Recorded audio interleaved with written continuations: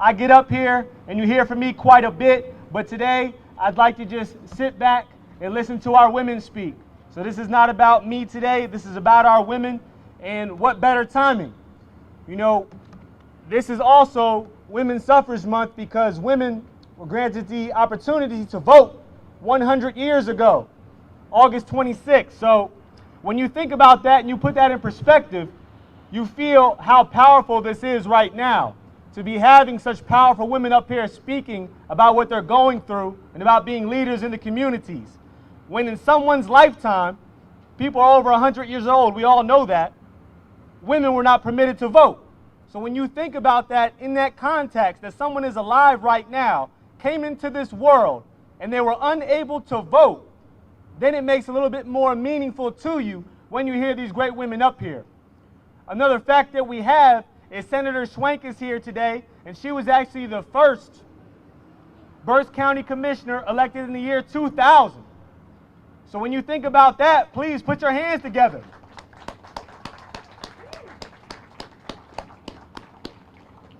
It took until the year 2000 to get our first female Berks County Commissioner, and that should upset you. That should upset you. For far too long, we've had valuable women be silenced.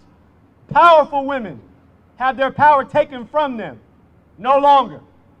We're going to change that, and we're going to make sure that everybody listens today to these great women talk about what they're doing in the community and what they face, because they deserve to have their voices heard. We have a great list of speakers, and our first speaker today is Allison Hemick. She is a manager at Jumpstout LLC, in addition to a co-founding member of my nonprofit organization, Unity Within Our Community. And she also happens to be my girlfriend, so please put it together for her.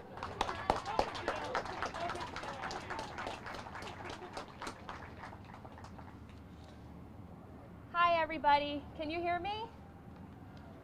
All right, my name is Allie Hemick. I'm going to be honest, I almost feel like I shouldn't be up here speaking right now.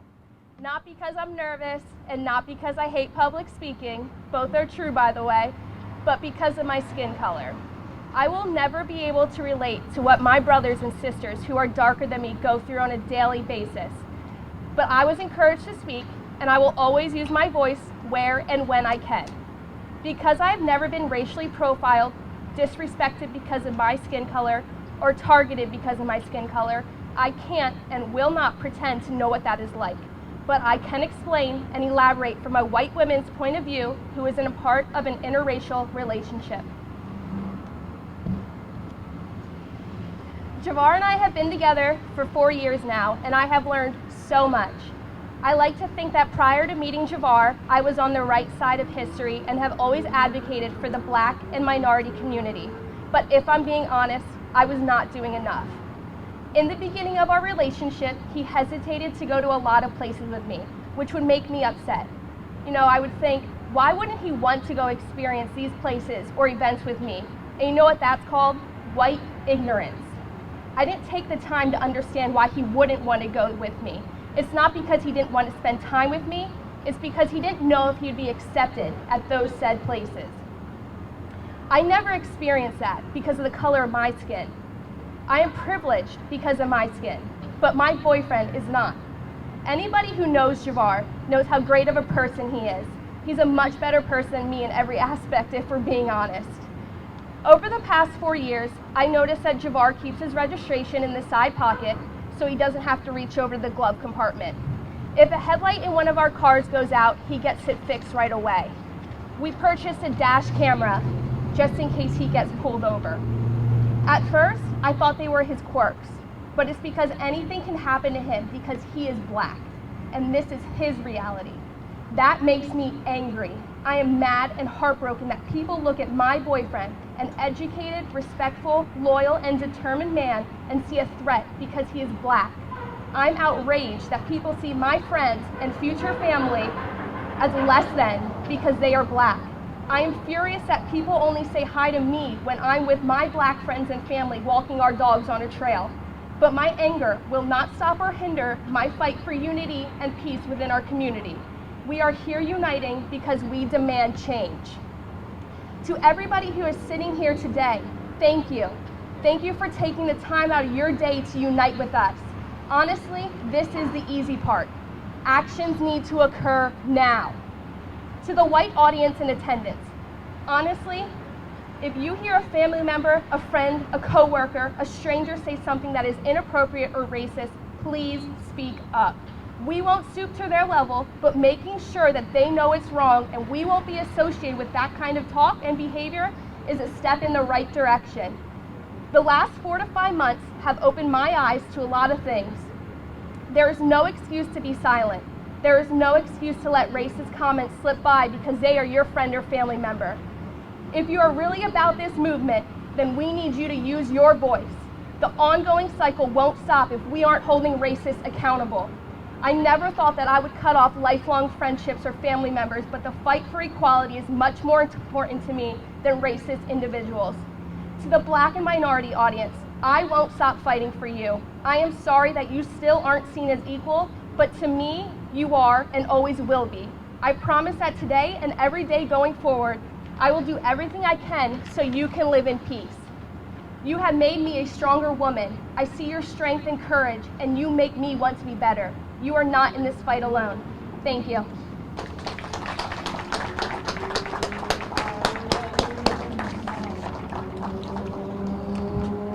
Thank you, Allie. Truly appreciate that message and your commitment to not only your community, but just your commitment to everybody here, and I can feel your passion, so thank you for those words. Our next speaker will be Barzinski, and she's pretty decorated, so allow me to get through the titles quickly. She is a project coordinator at Albright College, as well as the Albright women's assistant basketball coach. She's on the board of directors of the LGBT community of Reading. She's also on the Leadership Council for Leadership Berks, and she's a board member for unity within our community. So everyone, please welcome Sean to the stand.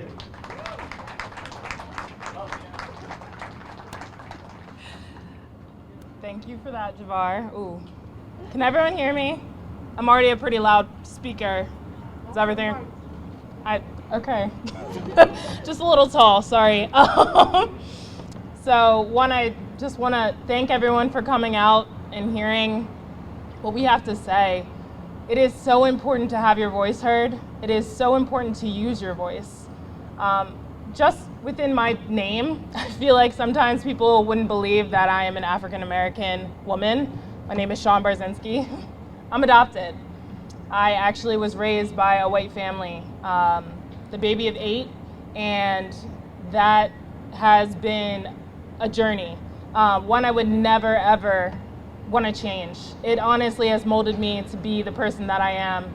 And some of the hardships that you go through, it really does help you see and push for everyone to have the power and the ability to grow and be the person that they are. I'm not gonna lie, when I was little, one of the biggest things that my parents pushed for me was never to see color. And although when I was younger, that made sense to me, you know, you were like, why would I need to see color? Like, you know, we're all like human in that aspect, but that's kind of what it is now. You have to see that I am different, but respect me for the human that I am. And that's honestly like the biggest push. You know, you just want everyone to be so successful and everyone to be able to do what they want to do, not because they are different, but see that as their, like that is privilege to people. Like you having a different set of skin color versus someone being tall, versus someone being short, someone having different colored eyes, different skills. We have to value our differences. And with working in higher education, which was always a dream, I'm able to help with that, and I love to be a part of people's journey. The struggle sometimes is honestly one of the best journeys you can live because it helps you see your strengths that people see as weaknesses, such as people's skin color. There's a lot of times when people will look at that and say it's not a quality, but it's a defect. But honestly, it's something we have to use. We have to build from our so-called weaknesses and continue to grow. I have been only racially profiled once in my life, really. And I think that was one of the biggest, most eye-opening situations I was ever in. And it was so close to home. I am a very active person on social media, and I actually created like a video to like put out that I was racially profiled, and it got blown up to an extent in a good way. And with that, I just knew that my voice needed to be something. Like I was going to make a difference by influencing other people, focusing on teamwork, focusing on making that difference and being the difference. Especially with everything that has happened recently, the importance in promoting, influencing, and just supporting each other is so important. Like it's key. If we want to see any changes, we have to support each other regardless of our skin tones. We all bring something different to the table, but that is what we need. The difference is make the change, the growth that we need. As I had said, I was raised the way I was, and honestly, with being able to be a part of all these different organizations, I just want to see Reading especially just grow. And you guys coming out here is so important. You guys value the fact that everyone has a voice and it needs to be heard. So I'm very thankful for even this opportunity, and I hope we can continue to grow and collaborate to make this a better Reading. Thank you.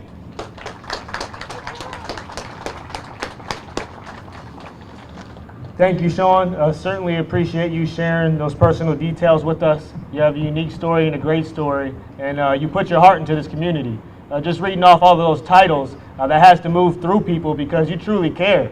It's funny to go rattle off all those titles because there's a lot of them, but you do a lot for this community. That's all that means. So thank you for everything that you do. Our next speaker here would be Susan Heck. She's actually a Reading native, as well as an educator at Governor Mifflin High School in mathematics. So please, everyone, give it up for Ms. Heck.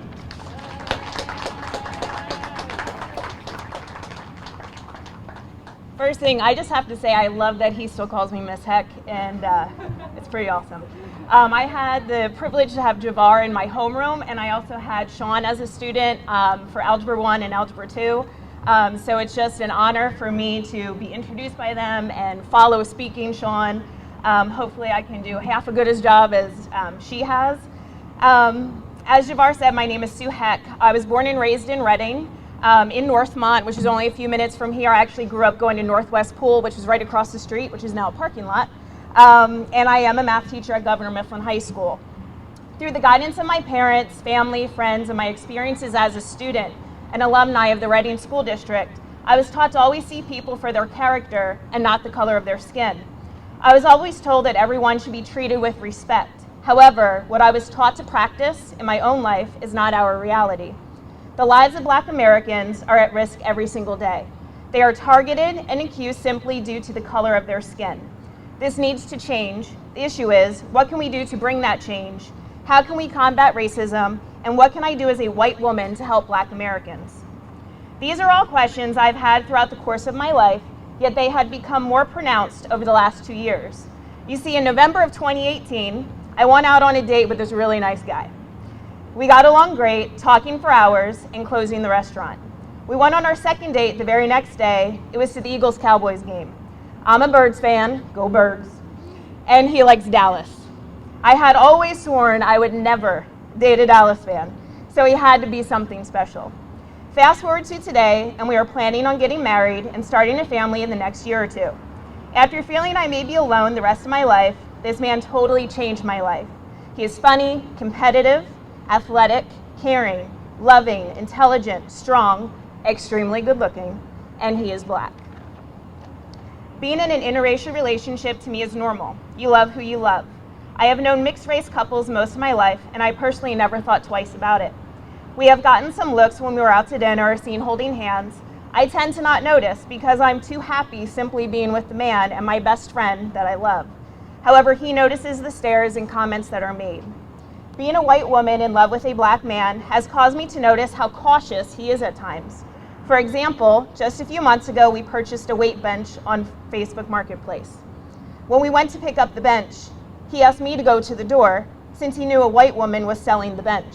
At first, I thought he was kidding, but I quickly realized he was being cautious since he didn't know how she would react if a black man knocked on her door.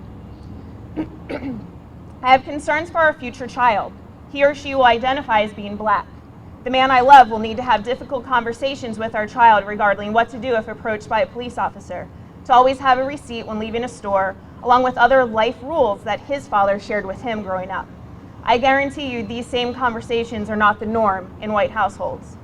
I wonder about my role as a white mom to a biracial child. What can I do to protect my child from racism? What can I do to keep my child safe from things that a white child may never have to deal with? I do not have a set answer, but I can tell you that I will educate myself and others, and I will continue to speak out against racism. I may be a math teacher, and yes, the quadratic formula is very important. However, it is much more important that I do everything in my power to help stand up against racism for the man I love, his family, our friends, our future child, and my students. I promise you I have never and will never tolerate racist comments or jokes in my classroom. I will always have conversations and help other educators in finding ways to combat racism within our school communities. I will use my teacher voice to bring attention and awareness. I will leave you with this. It is time for a change. Let's be sure to continue to fight, spread love, promote unity, and everyone hear us loud and clear when we say Black Lives Matter. This is a movement, not a moment. Thank you for listening.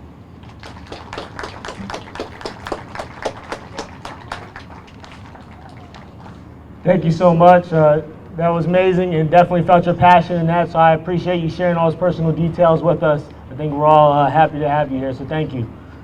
Our next speaker is Crystal Gilmore, community activist. So if everyone could please put their hands together for Crystal, certainly appreciate it.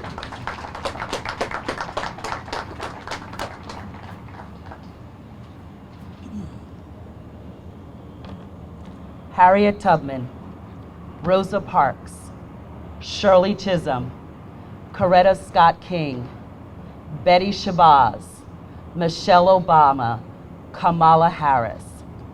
These women fought and continue to fight so that I am able to use my voice on a platform to make a difference in my city. Natasha McKenya, tased to death while in jail. Rakia Boyd, shot by an off-duty detective. Ora Rosser, called for domestic violence, was shot because she still had a knife in her hand. Sandra Bland died while in prison. Breonna Taylor, shot while sleeping in her own home. I am using my voice because I need you to remember these women, how they died just because of the color of their skin.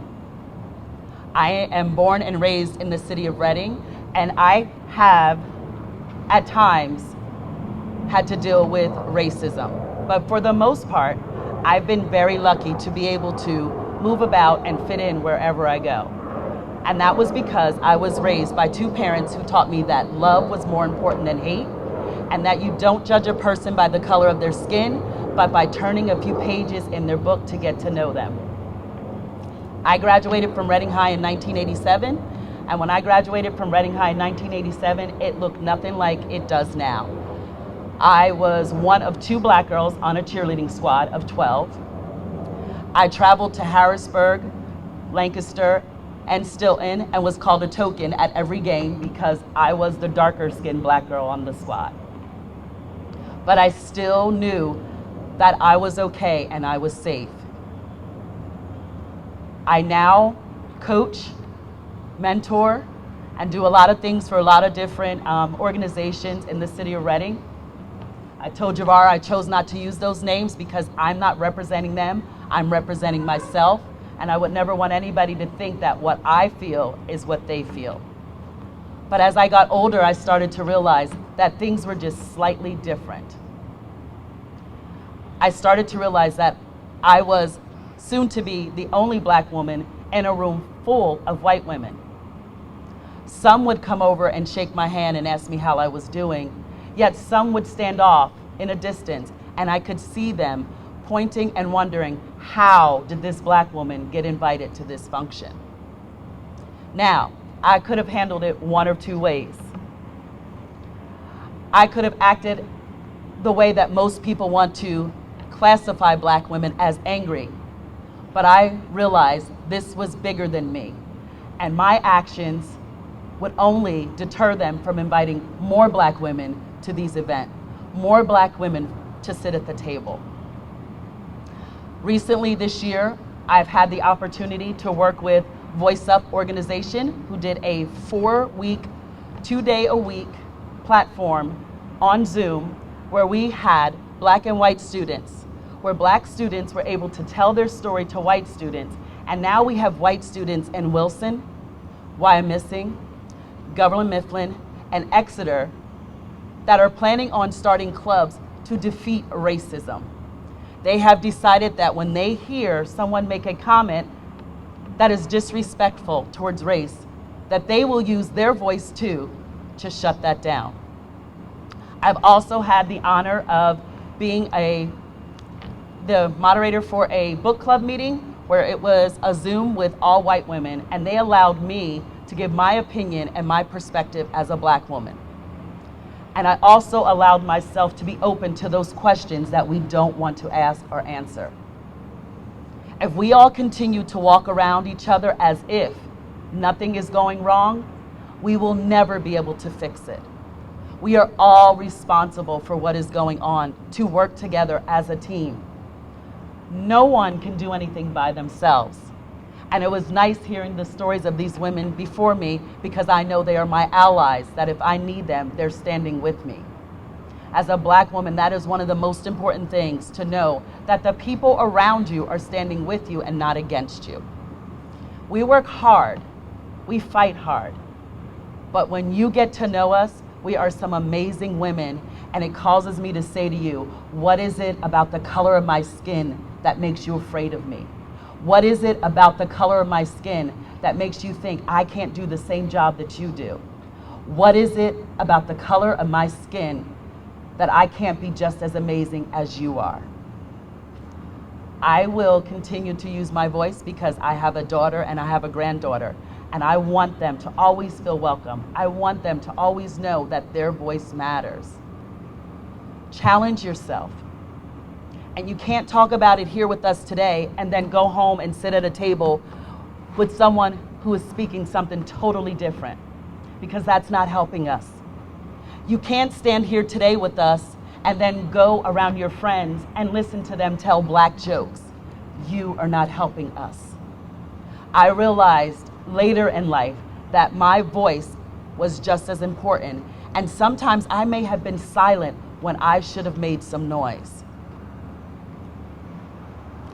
I am Crystal Gilmore Harris, and I will continue to use my voice to make sure that there is a change, because I know that my voice is powerful. Thank you.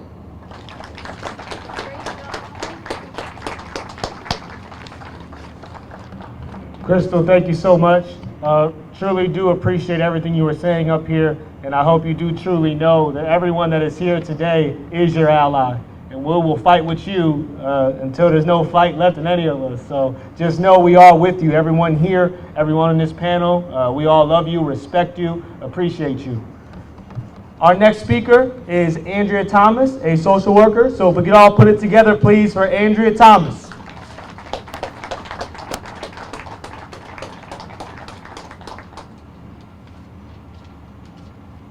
Hello, everyone. How are you doing tonight? I hear nothing. How are you doing tonight? Right, we're here together, and that alone is something to celebrate.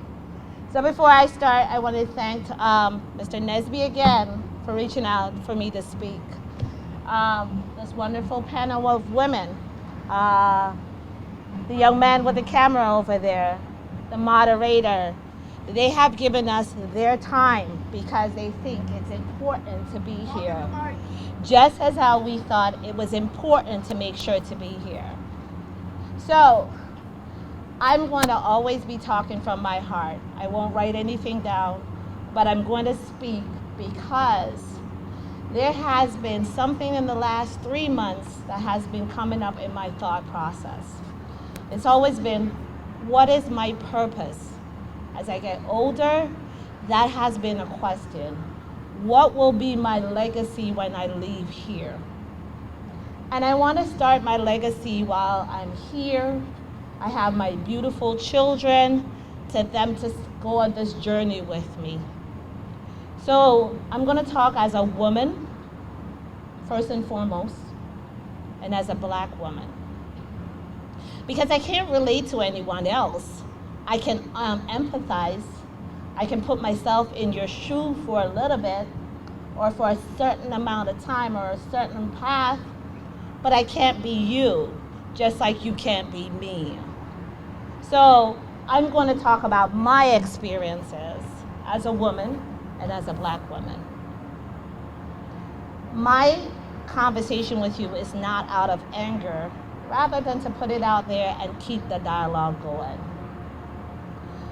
I see myself as a fearless person, hardworking, empathetic, loving, valuing everyone that I meet. However, the world doesn't see me as that. The world sees me as many other things. First and foremost, I'm a Black woman. And then if I get a little bit upset or anxious, you may hear my accent. I'm an immigrant. And so I've learned that those two things are already a weapon to be used against me. A weapon in my daily going and coming. So I came here when I was 23, married my husband. I was educated, I worked a good job, and then I came here and the reality set in that I had to start from nothing. But I kind of knew who I was, regardless. I still knew I could make it. I knew I had potential. I knew I was hardworking. But then, as I started navigating the job world, I recognized that there's this syndrome called the angry Black woman. And so, you have to be mindful that you are never caught in that. I needed to be mindful of that because at the end of the day, I needed to be in that space to represent Black women, women, and immigrants, and everyone else who has a story like me. So, when I look around, for me, I don't judge anyone on the strength of their skin color, but rather on their strength of their character. I'm very good at reading people and recognizing the value that people have. And I can tell you this, I've met many people, and I never have to discuss who is Black or white, because when you hear the conversation, it is a conversation that's uplifting. And so I will tell you this, I was sitting out across there with my kids, and Crystal came up, and that lady, can you stand please? In the black right there, yep. And the lady who was sitting beside me with her son, we started talking. And the conversation was so meaningful that, you know, we were all dialoguing in this way with ideas, celebrating another woman being a candidate for vice presidency. And that warms my heart because I recognize that when we can come into a space and freely be ourselves without any inhibitions, guess what? The dialogue takes place and it's never negative. When we separate ourselves and we put ourselves in pockets, I can tell you it happens because as a Jamaican, when I go around them, we hear the one-sided thing. But I can't afford to do that. So Crystal says she's been in a room where she's the only Black woman. I live that every day. I am the token manager at my place of employment. When I step into a room, all eyes look. That means I have to be prepared. I know this. I carry myself a certain way. I speak a certain way.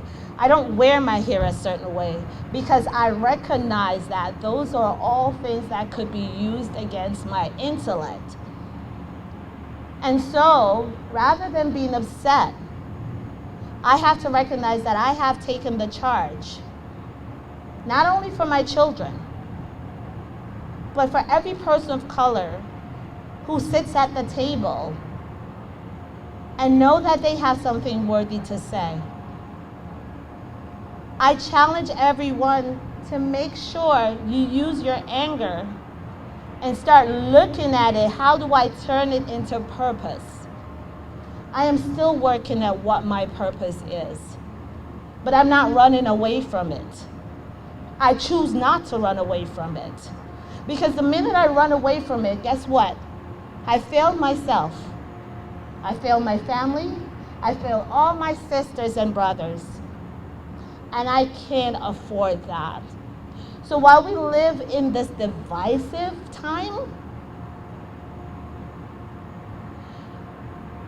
pick what is right, what feels right to you.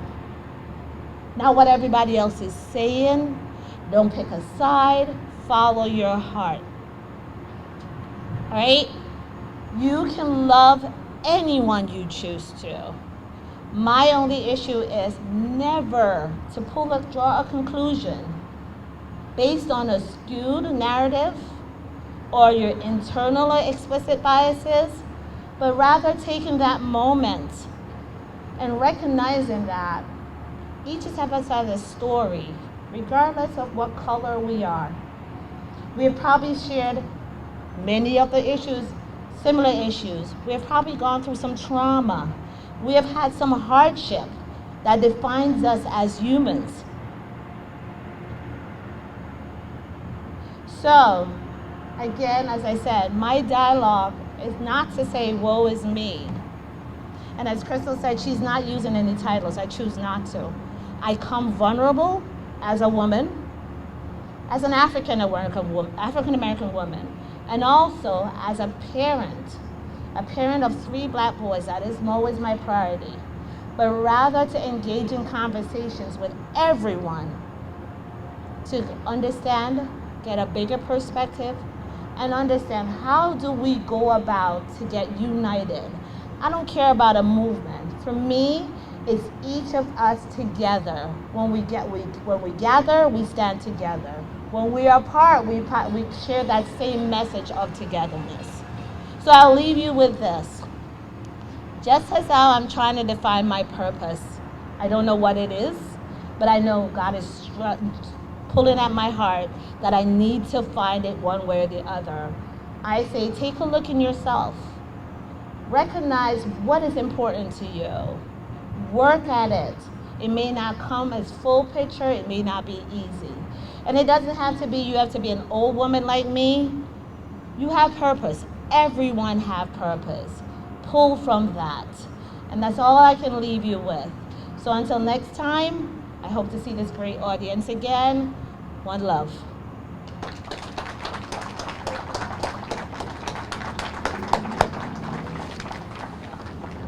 Thank you, Andrea. Really appreciate all those words that you said, and a lot of that stuck with me because I find myself constantly reassessing my purpose, trying to figure out what is my true purpose in life, and am I fulfilling that? So that really meant a lot to me, just thinking of that, and the way you spoke about channeling anger also stood out to me, because I think we all are angry about some things that are going on every day, and we have to figure out a way to channel your anger properly so that you can make change and you can have an impact. Don't just take that anger and be angry all day and let it ruin your day. Figure out how to utilize it to your advantage. So that really stood out to me. Our next speaker here is Allie Blair Schneider, and she's a PhD candidate. She's a medicine woman, a leadership mentor, and a board member on my nonprofit organization, Unity Within Our Community. So let's please put it together for Allie.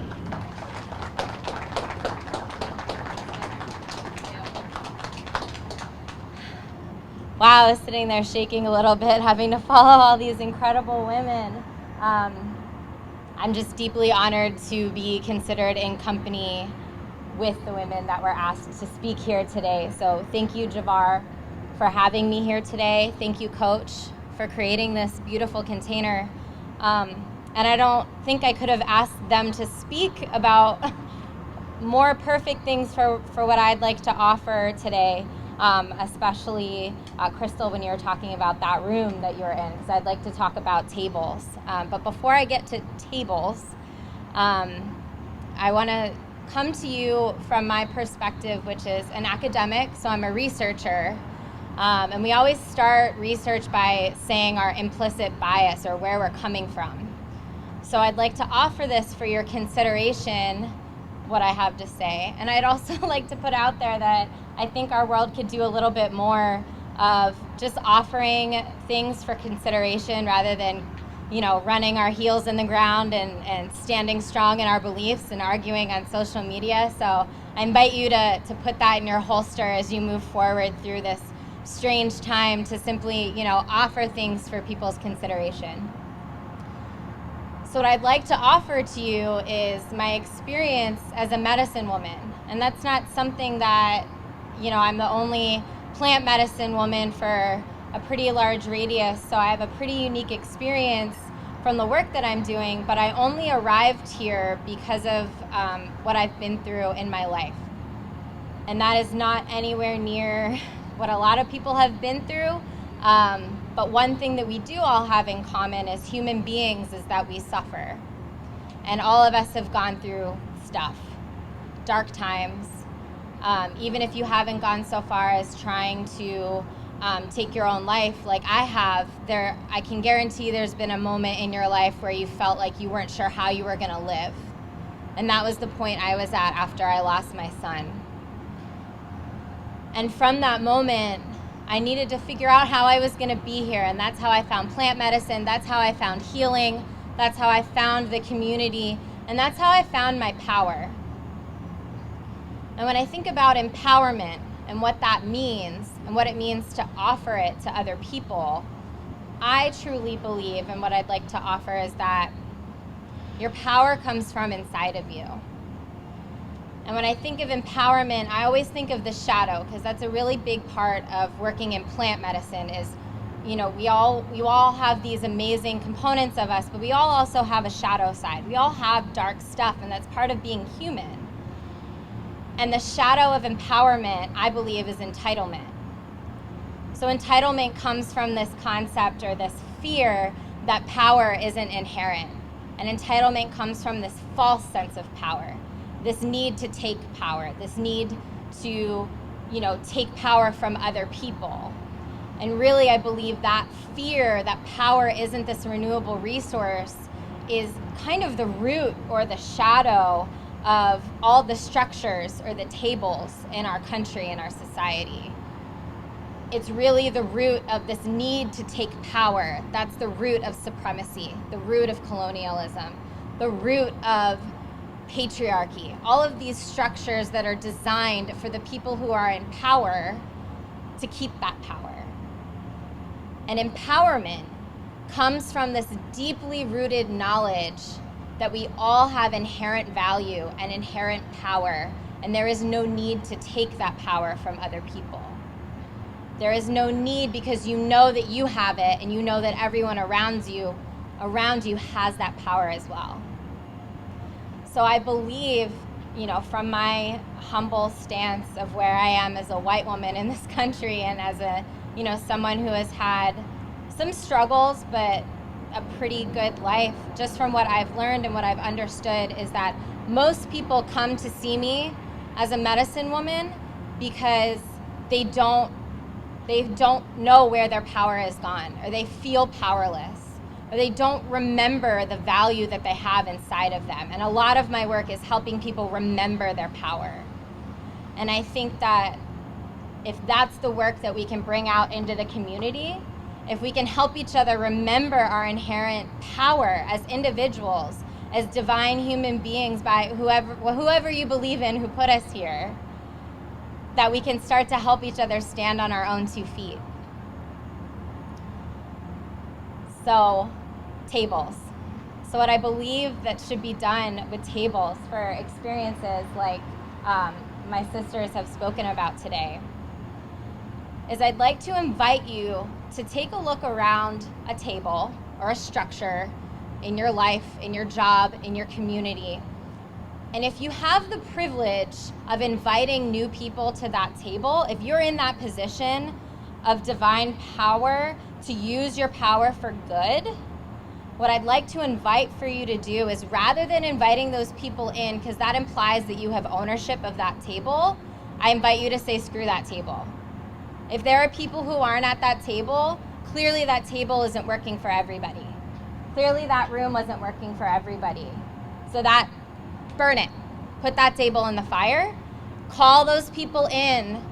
Give everyone power and the voice that they deserve, and build a new table. Build new spaces where people have the grace and the autonomy to be in their own power, and there's not this need to take it from other people. So I'd like to leave you with what I try to work with and what I see in medicine a lot, is this skill of sitting in the stuff. My sister told me I'm not allowed to swear. The skill of sitting in your stuff that's uncomfortable. Because the work of remembering your power and the work of remembering that power is a renewable resource that's not yours or anyone else's to take, that's hard work. And the ability to sit in the uncomfortableness of that work, to do the uncomfortable things, to go out and say things, to stand on stages and next to people, the only way forward is through. So I'd like to end with, the thought of that uncomfortability. It made me think of it because my dear brother Ephraim, who's not paying attention right now, I love you so much. I'm sorry for calling you out. But I thought of him when I saw this quote online, because I love Ephraim as close as if my own blood was beating through his veins, if we were a blood family. I love him so deeply. And I saw this quote that said, I would rather offend my white friends than bury my black friends. And I believe that so wholeheartedly. So I invite you to sit in the uncomfortableness. I invite you to create new tables. I invite you to show up and remember your power, so that we can all start to build new tables and a new world and a new community together. Thank you. Let's stay out for the prayer. Okay. Thank you for that. So I'm actually going to offer a prayer to close us as well. As a medicine woman, this is a shamanic prayer. And this is really whatever you believe in and whoever you believe in, you can call that energy in here today. And when I say aho, you can say amen, or you can say aho as well, whatever feels good for you. So you can say, if everyone could just plant their feet on the ground, wherever you're sitting, and take a deep breath in and let it go. And can I move, or should I stay here so you can hear me? I'll stay here so you can hear me. Okay, so as you're breathing and your feet are planted on the ground, I imagine roots coming out of my feet, and I invite you to do the same, just to connect to our Mother Earth and connect to where that source of power is coming from. And I'm going to call in this prayer for us.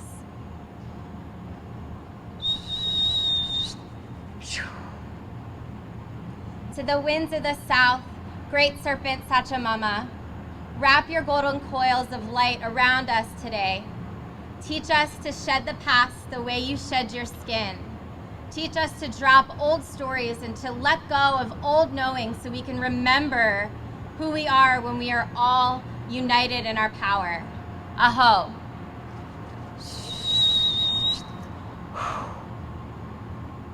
To the winds of the west, Mother Jaguar or Tarango, pat around this sacred space that we've all gathered here today. Pat around our hearts. Teach us to keep walking into the dark places, to keep facing the hard things, to keep standing in our power when it gets difficult, and show us how to stand together in the darkness, so so that we may drag what must be healed out into the light. Aho.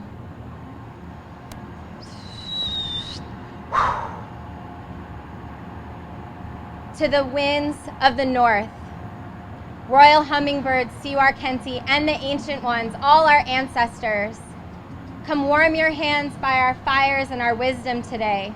Whisper wisdom to us in the wind and remind us how to listen to our own inner wisdom and our own inner knowing, and teach us to remember our own power as we move forward together. Aho. Pretend I'm facing the east. To the winds of the east, flying condor and great eagle, meet us at the place of the rising sun. Teach us to fly wingtip to wingtip with great spirit. Show us how to lift our heads together as we hold hands to see our highest destinies and our greatest callings, our greatest purpose for why we are all here together on this earth at this time. Aho. Since I can't do it, can you all put your hands on the ground for me? So you can hear, yeah, put your hands on the ground. Mother Earth, Pachamama, we honor you and we honor our home. We honor the food and all the resources that you give to us and your grace as we figure out how to keep you a healthy place. We pray for all of our sacred relations together here on your planet. The two-leggeds, the four-leggeds, the creepy crawlers, the finned, the furred, the stones, the plants, all our brothers and sisters on your lands, in your oceans, and in your skies. Aho. You can take your hands off the ground, sir. Grandmother Moon, Mama Kia, Grandfather Sun, Niti Tai Tai, to all of our ancestors, to all of our guardian angels, to all who have come before us and all who will come after us, and all our sacred connections in the spirit realm. And to you, Great Spirit, you who are known by 1,000 names, and yet you who are unnameable, we thank you for this gift of unity. We thank you for this gift of the community that we have brought together today.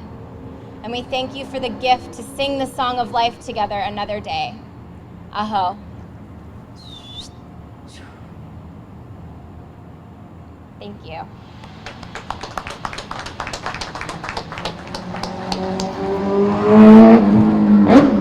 Thank you, Allie. Truly appreciate everything that you set up here and everything that you're trying to do to help us just become one with the community and truly value ourselves. So I really appreciate that and everything that you've been through. As we're closing here, the one thing I'd like to do, Joe, if you could come up here, I'd like you to come up here because my job is never to tell you who to vote for. That's not what I'm up here to do. I'm up here to tell you that voting is important. So whatever your choice is, that's your choice. But I need you to understand the importance behind voting and why it's such an important thing for us to do. So I brought Joe up here to talk a little bit about that, just to close this out. And I'll have some closing comments and everybody can be on their way. Thank you, Joe. Thank you. It's important that everybody has a chance to express their opinions, and we all have them. And it's very important that people have a chance to complain about what they feel is unjust or what is of value. But the most important thing to do is to make it happen. And the only way that we can really make it happen, we all have a voice, but the most important voice we have is at the ballot box. So I would really like to encourage everyone, and I'm sure that most of the folks here, if not everyone here, has already registered. But look around your community, look around your kitchen table, look around your family.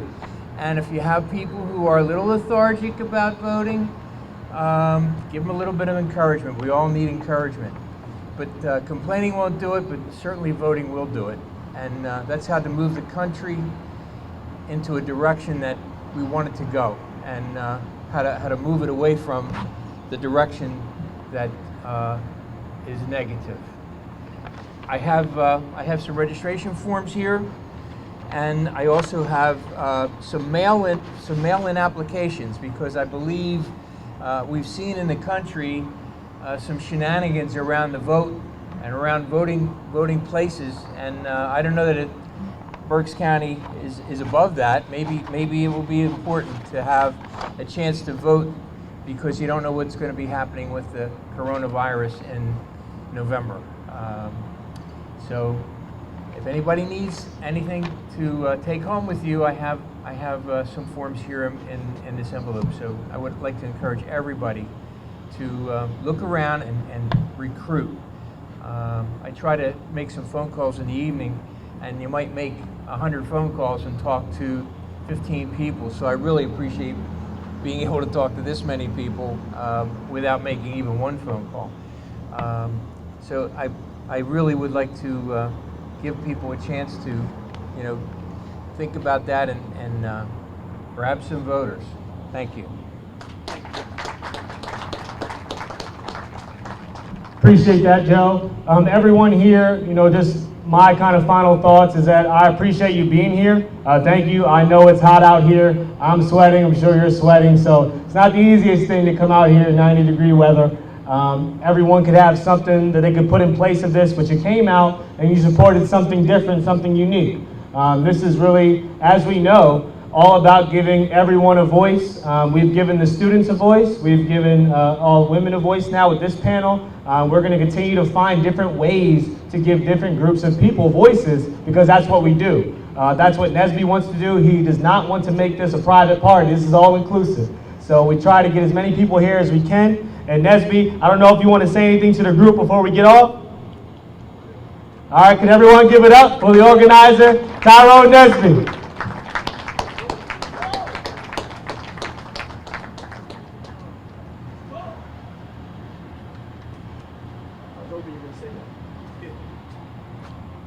First of all, thank you guys for coming. Number one, thank you. But number second, I want to tell all the speakers, thank y'all so much. All right, can you guys hear me? This thing's about 4'11". I'm 6'6", so I don't know how we're gonna figure that out. But thank y'all all for coming. All right, when I reached out to you guys didn't hesitate to get back with me, and I really appreciate it. This is what it's about. All right, it's really about everybody coming together. As Jabbar know, I 100% don't see color. Like, I really don't. And I really mean that when I say that. All right, it's nothing like looking out. I see young kids out here, which I love. Thank you guys for coming. Parents, thanks for bringing your kids out. I want all of our peaceful stands to be what it is, peaceful. All right, it's not a debate. It's just for us to come out and talk about what we got to do. And also, it's very educational, because sitting here listening to you ladies speak, I'm over there like, wow, I'm learning. All right, so again, I appreciate it. It's a great thing to hear. So what I like to just say before I go, I always say this, and I want everybody to repeat after me. United we stand, divided we fall. Again, united we stand, divided we fall. All right, God bless you. Thank you for coming. Thank you, Nesby. I appreciate that. Nez, I know we're going to be in contact with everybody with the Facebook group, telling them when the next event will be and what we have planned, so we'll make sure to get that out to you. Nesby does have a Facebook page where he posts everything, so feel free to follow him or follow myself or any of these speakers, really. Everyone's a voice, so continue to get out there and be the voice, be the change. Thank you for coming out. I hope that you have a wonderful rest of your evening, and I hope that you have a great week and cause some change to happen in this community. Thank you.